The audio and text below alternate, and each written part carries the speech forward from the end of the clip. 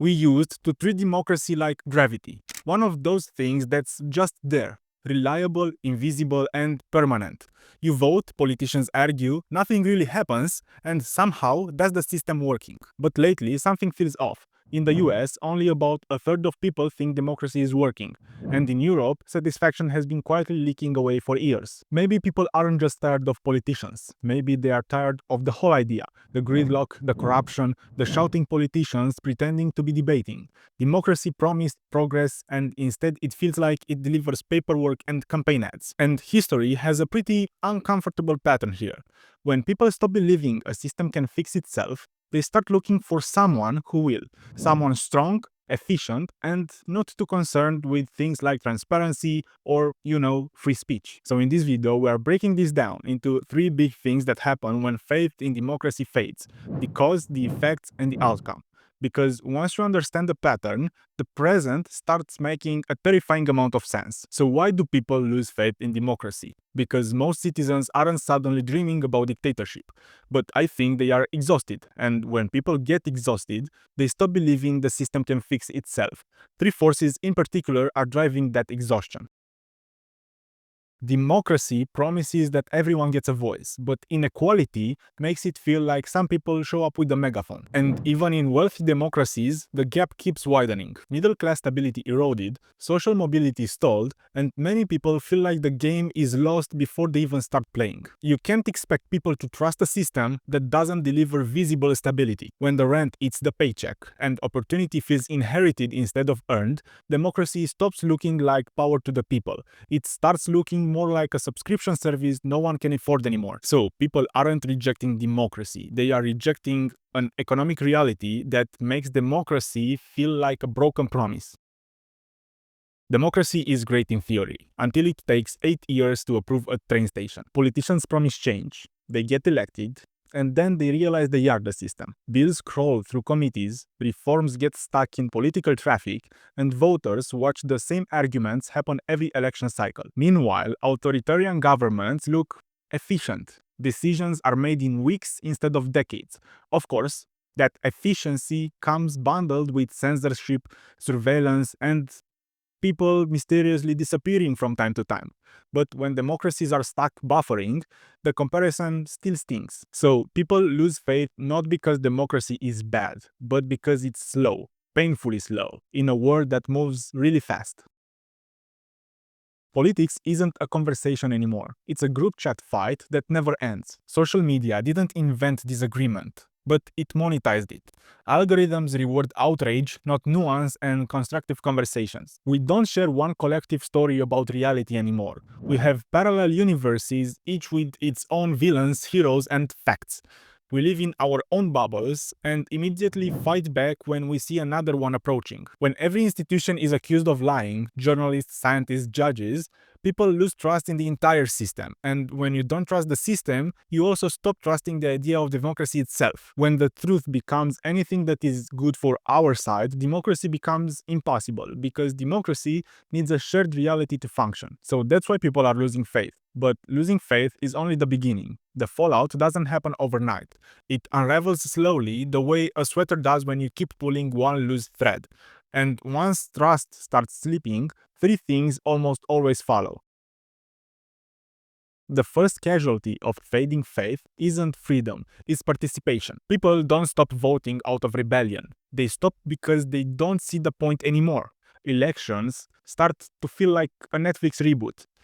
Different cast, same script, and same disappointing ending. And when traditional parties feel pointless, people start drifting toward anti-system movements, populists, outsiders, anyone promising to blow things up and finally fix it. Political burnout becomes identity shopping. The irony of all this is painful. The more people withdraw, the weaker institutions become, and weaker institutions make it even easier for opportunists to take over.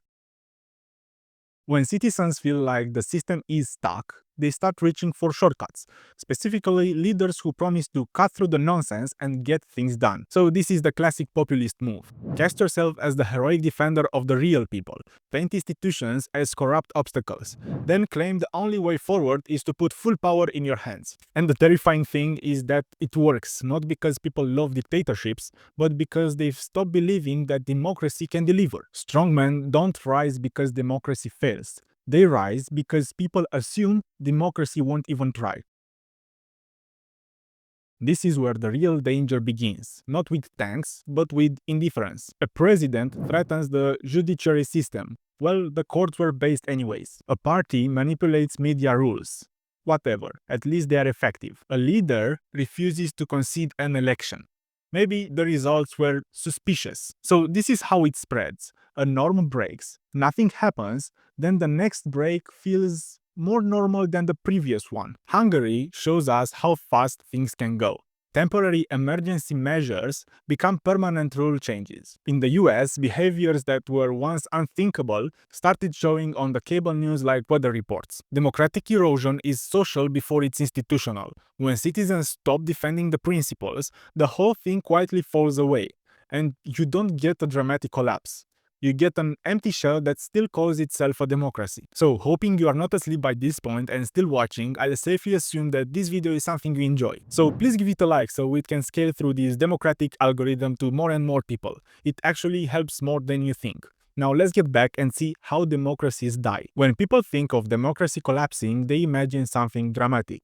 Tanks rolling through the streets, generals on TV, maybe grainy footage of a coup. And the scary part is that most citizens don't realize what's even happening until the damage is already done and sealed. Democracies die by ballots, not by bullets. So the modern authoritarian doesn't storm the parliament, he wins it fair and square, at least the first time. Levitsky and Ziblatt put it plainly, democracies still die at the hands of elected governments, and once in power, these leaders don't need tanks or violence because they use every bit of power to rewrite the rules. They pack courts. They redefine what independent means. They slowly tighten the system so that losing an election becomes nearly impossible. On paper, everything still looks democratic. Elections happen, ballots are counted, speeches are made, but the outcome is preloaded. The danger today isn't a sudden takeover, it's a slow rearranging of the furniture while everyone's looking at their phones. Leaders slowly dismantle checks and balances. This is where the legalistic part of modern dictatorship comes in. Instead of banning the press, they buy it. Instead of arresting opponents, they bankrupt them. Maybe also still arrest them in some cases. And instead of abolishing courts, they quietly stack them with loyalists. Hungary is the clearest example. Orban didn't get rid of elections. He simply made sure they couldn't threaten him anymore. He captured courts, took over public media, rewarded friendly businessmen with entire news networks, and turned the state into a loyalty machine. From a distance, it still looks like a democracy, but up close, it feels like a very well-managed illusion. The final stage is always a nasty surprise. Authoritarians don't announce they are ending democracy. They tell you they are protecting it. They promise stability, order, faster decisions, fewer arguments, and for a few years, things might even seem fine. Maybe even better. But then journalists stop asking hard questions, opponents stop running, courts stop saying no, and citizens stop expecting accountability because they've forgotten what it feels like. That's the trick of modern dictatorships. It feels peaceful while it's happening. The streets are calm, the news is tidy, the debates are polite because dissent has been politely removed. Democracy doesn't usually die with a bang. It dies with a very comfortable silence. So at this point it's fair to ask, is democracy itself just doomed? The good news is that the answer is no, but it won't save itself. Think of democracy as a gym membership. You can get abs just by having a membership. You only see the benefit when you show up and lift the weights and taste the sweat. So, for that to happen, citizens need to get involved and constantly make their demands heard.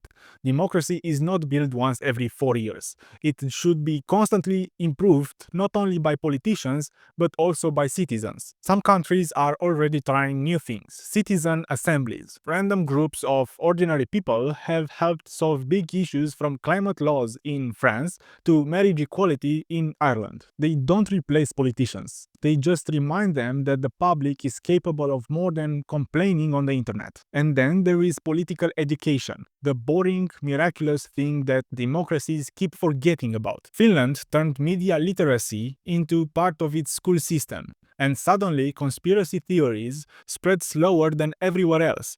Turns out, democracy works better when people can tell the difference between debate and manipulation. But indeed, people have to see that effort leads somewhere.